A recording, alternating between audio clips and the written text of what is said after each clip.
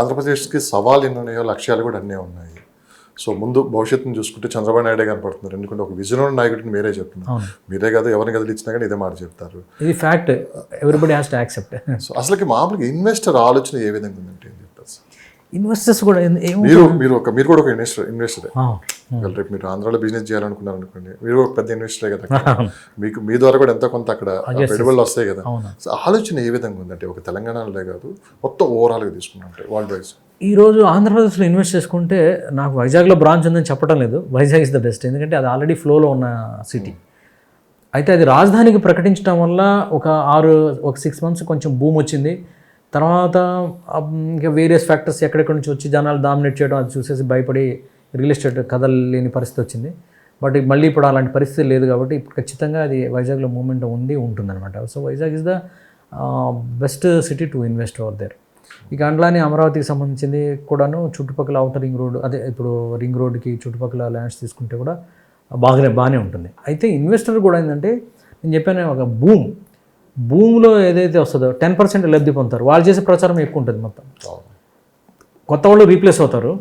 టెంపరీగా 2-3 ట్రాన్సాక్షన్లు చేసి డబ్బులు తీసుకున్న వాళ్ళు బయటపడతారు. ఇది 10% అన్నమాట. కానీ ఇక్కడ ఒక చిన్న పాయింట్ మిస్ అవుతుంది సార్. చెప్పు. కేవలం రియల్ ఎస్టేట్ వ్యాపారం చేసే వాళ్ళు మాత్రమే ఈ భూమిని క్రియేట్ చేశారనగా రైతులకు ఎటువంటి సంబంధం లేదు. అంటే ఇది ఏంటంటే కొంతమంది నెగిటివ్ ఫ్యాక్ట్లో తీసుకొని పోతున్నారు. ఎంతవరకు ఇది కరెక్ట్ అని మీరు భావిస్తారు? నేను చెప్తా ఉండండి, జనరల్గా రియల్ ఎస్టేట్ బాగుంటానండి. మా ఆంధ్రాలో కొబ్బరి బండాలు కొట్టేవాళ్ళు, టీ కొట్టే అతను, తర్వాత ప్రతి ఒక్కళ్ళు ఏదో రియల్ ఎస్టేట్లో ఇన్వాల్వ్ అవుతారండి. బ్రోకర్లు గాను ఇన్వాల్వ్ అవుతారు, సేల్ గాను ఇన్వెస్టర్ ఇట్లా అవుతారు. అలానే చాలామంది ఆ టైంలో ₹1,00,00,000 ఎకరం ఉన్నప్పుడు మీరు ఒక 10 లక్షలు, నేను ఒక 10 లక్షలు, ఇట్లా ఒక కంబైన్డ్ దాన్ని కూడా అట్లా ఇన్వెస్ట్ చేశారు అక్కడ. సో ఆ రకంగా అందరూ ఇన్వాల్వ్ అయిపోతారు. మళ్ళీ భూమి బాగాలేకపోతే మళ్ళీ టీ చేసేస్తాను, టీ చేసుకుని ఉంటాడు, కొబ్బరి ఉండాలి కొట్టాలి, కొబ్బరి ఎవరి పనులు వాళ్ళు చేసుకుంటారు. కొంతమంది మాత్రం ఓన్లీ రియల్ ఎస్టేట్ జీవితం అన్నప్పుడు దాంట్లోనే కింద మీద పడిపోతూ ఉంటారనమాట. దట్ ఈస్ వే జరుగుతుంది. నిజానికి రైతులకి అయితే ఎటువంటి సంబంధం లేదు కాబట్టి డైరెక్ట్లీ కానీ ఇండైరెక్ట్లీ కానీ వాళ్ళు కూడా ఇంపాక్ట్ ఉంటుందిగా. వాళ్ళు త్యాగం చేశారు. వాళ్ళ త్యాగాలు అసలు ఎక్సలెంట్. యాక్చువల్గా ఆ రోజుల్లో చెప్పాలంటే అది ఇప్పుడు కూడా బాధ వేస్తుందండి. 2014 అక్టోబర్ 2 రాజధాని ఏర్పడినప్పుడు, అమరావతిని రాజధానిగా శంకుస్థాపన చేసేటప్పుడు ఉన్న కమిట్మెంట్, 1 ఎకరం ల్యాండ్ ఇస్తే రైతులకి 1000 గజాలు రాజధానిలో రెసిడెన్షియల్ ప్లాటు, ఒక 400 to 500 square yards commercial plot, ఇంటికి ఒక ఉద్యోగం. That is what he committed. Almost 10 years అయిపోయింది. ఇప్పుడు వాళ్ళందరూ త్యాగాలు చేసిన వాళ్ళందరూ అది ఇంకా అసలు అది ఆలోచిస్తేనే చాలా పెయిన్ఫుల్ ఉంటుంది. సస్యశ్యామలంగా మంచి వ్యవసాయం చేసే భూములు, రెగ్యులర్గా జీవనాధారం ఉన్నటువంటి వాటిని రాజధాని కోసం త్యాగం చేయడం జరిగింది వాళ్ళు. సో ఇది కూడా ఉంది. That conscious also driving. ఈసారి కొంచెం ఫాస్ట్గా చేయాలని అలా ఉన్నాయి అనమాట. ఆల్రెడీ డిజైన్స్ అన్నీ రెడీ ఉన్నాయి. నేను చెప్పారు కదా ఆయన పీపీటీలో ఎవ్రీథింగ్ ఈజ్ రెడీ, బట్ అన్ని బూజు పెట్టినాయి. మీకు ఏమనిపించింది సార్ చంద్రబాబు గారి ప్రజెంటేషన్ విన్న తర్వాత? ఆయన బాధ అండి అది. అంటే హీస్ రియల్లీ ఫీలింగ్ లైక్ ఆయన బాధ లేకుంటే రాష్ట్ర ప్రజల బాధ కూడా. అంటే నేను ఇలా నిర్మించాలనుకున్నాను, ఇలా అనుకున్న స్టేట్ అనేది ఇలా అయిపోయింది అనేది. సో నన్ను నమ్ముకొని నన్ను లాస్ట్ టైం గెలిపించిన వాళ్ళకి నేను ఏం చేయలేకపోయాను అనేది ఒకటి ఉండొచ్చు. ఈసారి అసలు మళ్ళీ నన్నే నమ్ముకొని ఇంకా నన్ను ఎక్కడికో అందరం తీసుకెళ్లారు అనేది ఒకటి, ఒక బాధ్యత అనమాట. ఇన్ని బాధ్యతల మీద కొంచెం ఎమోషనల్ ఏదైతే ఉంటుందన్నమాట. జనరల్ ఇది పల్నాడు ప్రాంతం అన్నారు.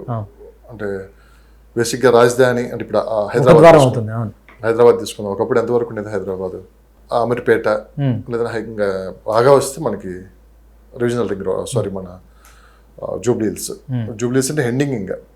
కానీ ఒక 20 yearsలోనే హైదరాబాద్ 100 kilometer పరిధిలో విస్తరించింది. ఇది ఎలా అయిందంటే యాక్చువల్గా ఇది ఒకసారి నా ప్రశ్న కంప్లీట్.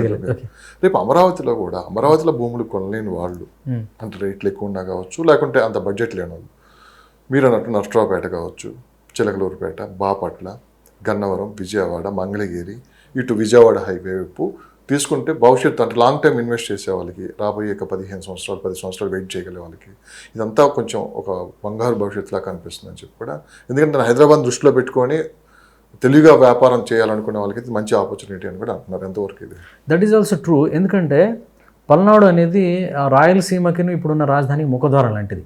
మీరు చెప్పిన ప్లేసెస్ అన్ని ముఖద్వారం. సో ఈ ఇంపాక్ట్ ఉంటుందండి. ఒక నీళ్ళలో ఒక గట్టిగా రాయి వేస్తే ఆ రాయి పడిన ప్లేస్లో వేవ్ చాలా ఎక్కువ ఉంటుంది. అంటే రాజధాని ప్రాంతం అనుకున్నాం, అంటే అక్కడ వేవ్ ఎక్కువ ఉంటుంది. దూరం వెళ్ళే కొద్దీ కొంచెం కొంచెం తగ్గుతుంది, but wave will be there. ఎక్కడ దాకా ఉంటుంది, దాని బార్డర్ టచ్ అయ్యే వరకు ఉంటుంది. సో ఖచ్చితంగా ఎవరెవరి స్థాయికి తగ్గట్టు వాళ్ళు ఇన్వెస్ట్ చేసుకుంటే ఖచ్చితంగా డెవలప్మెంట్ ఉండి తీరాల్సిందే, అందులో ఏమాత్రం డౌట్ లేదు. ఇంకా ఎక్కువగా లాజిక్స్ అవి ఆలోచించకుండా ఎవరికి ఏ బడ్జెట్లో వస్తే ఆ బడ్జెట్లో కొంచెం సేఫ్టీ రీజన్స్ చూసుకుని తీసుకోవడం అనేది మంచి నిర్ణయమే అవుతుంది. సో నన్ను అడిగితే ఆంధ్ర వాళ్ళు హైదరాబాద్ దాకా వచ్చి ఇన్వెస్ట్ చేయాల్సిన అవసరం ఇప్పుడైతే లేదు. వాళ్ళ బడ్జెట్ తగ్గట్టుగా, అంటే కంప్లీట్గా హైదరాబాద్ కనెక్టెడ్ ఉండి హైదరాబాద్లో నివసిస్తున్న ఆంధ్ర వాళ్ళని నేను ఆ సలహా ఇవ్వలేనేమో, బట్ ఆంధ్రాలో ఉండిపోయి ఆంధ్రాలో స్థిరపడిపోయి నేను హైదరాబాద్ నాకు కనెక్టెడ్ లేదు, హైదరాబాద్లో నేను ఇన్వెస్ట్ చేయలేదు, అదేందో కూడా తెలియదు అని అనుకున్న వాళ్ళకి this is the best way అనమాట ఇన్వెస్ట్మెంట్కి. చాలా అంటే చాలా అద్భుతంగా. ఆ రేట్లు ఎలా ఉంటుంది సార్ చుట్టుపక్కల, బాపట్ల కావచ్చు?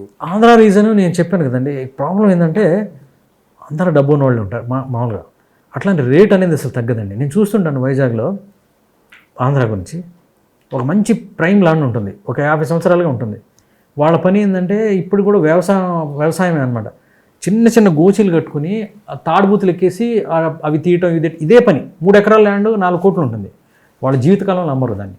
జనరల్గా అయితే కొంచెం తెలివి ఉంటే అమ్ముకొని ఆ డబ్బు తీసుకుని లైఫ్ని అప్లిఫ్ట్ చేసుకుని పిల్లల్ని బాగా చదువుకుని అలా చేసుకోవచ్చు కదా. No, they don't want to sell it. ఆ తరం పోతుంది, ఇంకో తరం వస్తుంది, వాళ్ళంతే. అంటే దే ప్రొటెక్ట్ ద ల్యాండ్. అక్కడ కూడా మనకి ఆంధ్రలో రేటు పెరిగింది అనుకోండి, సపోజ్ ఒక ₹1 కోటి ల్యాండ్ 1,10,00,000 పక్కన పోయిందండి, తర్వాత అది ఇంకా 1,10,00,000 అనేది స్థిరపడిపోయింది. వాళ్ళకి ఎన్ని సినిమా కష్టాలు వచ్చినా అమ్మడు, ఇంకా దాన్ని ప్రొటెక్ట్ చేయడానికి చూస్తారు. ఒక రేటు తగ్గించడం అనేది అసలు ఉండదు అనమాట, ఇంకా అది బేస్ లేని అయిపోతుంది. అలాగే వాళ్ళు సస్టైన్ కూడా చేస్తారు. పుస్తలము ఏదో దాన్ని కాపాడుకోవడానికి కాపాడుకుని చూస్తారు తప్పితే దాన్ని నమ్మటం అనేది ప్రసక్తే లేదనమాట. అదొక ఉంటుంది. కాబట్టి ఒకవేళ కొనుక్కున్నా కూడా రేటు స్థిరపడిపోతే జనరల్గా ఇట్లా అవసరం వచ్చినప్పుడు తగ్గి అవసరం లేనప్పుడు పెంచితే that will go very good business యాక్చువల్గా. మీరు ఆల్ డెవలప్డ్ కంట్రీస్లో ఏమవుతుందంటే they don't want to keep any inventory. వాళ్ళకి పీరియడ్ ఉంటుంది, పీరియడ్ అయిపోయిన తగ్గించేసి అమ్మేస్తారు, మొహమాటం లేదు. మీరు అంతకుముందు ఏ రేటు కొన్నా కూడా తగ్గించి అమ్మేస్తారు. They don't want to keep any inventory అనమాట. అన్నీ ఇది రియల్ ఎస్టేట్లో కూడా వర్తిస్తుంది, అన్ని కార్లలో వర్తిస్తుంది, ప్రతి చోట వర్తిస్తుంది. Developed country they think that liquidity is more valuable than the ఆగిపోయిన గూడ్స్ ఎసెట్స్ అనమాట. సో మనం ఆ ఇదిలో లేము, సస్టైన్ చేయడానికి చూస్తాం కాబట్టి అలాగే టైట్ అయిపోతూ ఉంటుంది అనమాట. సో కాబట్టి ట్రాన్సాక్షన్స్ ఉండవు.